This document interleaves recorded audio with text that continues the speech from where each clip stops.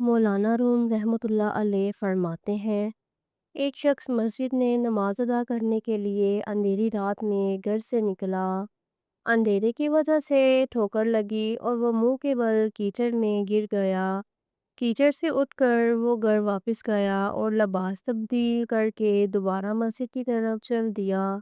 ابھی چند قدم ہی چلا تھا کہ دوبارہ ٹھوکر لگی اور وہ دوبارہ کیچڑ میں گر گیا۔ کیچڑ سے اٹھ کر وہ ایک بار پھر گھر واپس گیا اور لباس تبدیل کر کے مسجد جانے کے لیے دوبارہ گھر سے نکل آیا۔ اپنے گھر کے دروازے پر اسے ایک شخص ملا جو اپنے ہاتھ میں ایک روشن چراغ تھامے ہوئے تھا۔ چراغ والا شخص چپ چاپ نمازی کے آگے آگے مسجد کی طرف چل دیا۔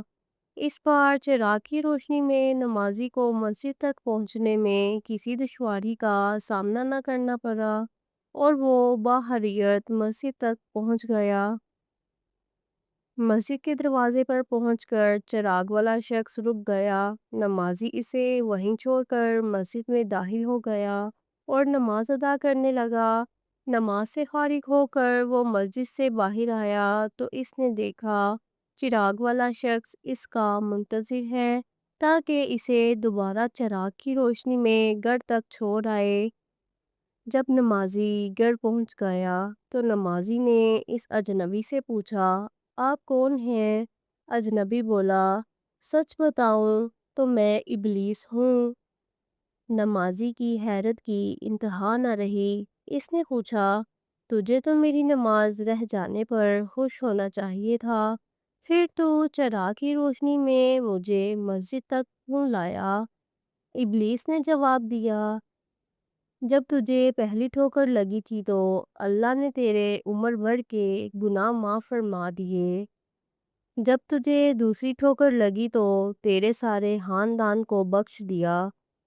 مجھے فکر ہوئی کہ اب اگر تو ٹھوکر کھا کر گرا تو کہیں اللہ تیرے سارے گناہوں کی مغفرت نہ فرما دے، اس لیے چراغ لے کر آیا ہوں کہ تو بغیر گرے مسجد تک پہنچ جائے۔ اس سے ہمیں یہ سبق ملا کہ شیطان انسان کو نیکی سے روکنے کے لیے ہر حربہ استعمال کرتا ہے، لیکن جو بندہ خلوص کے ساتھ اللہ کی طرف بڑھتا رہے تو شیطان بھی اس کے راستے میں بے بس ہو جاتا ہے۔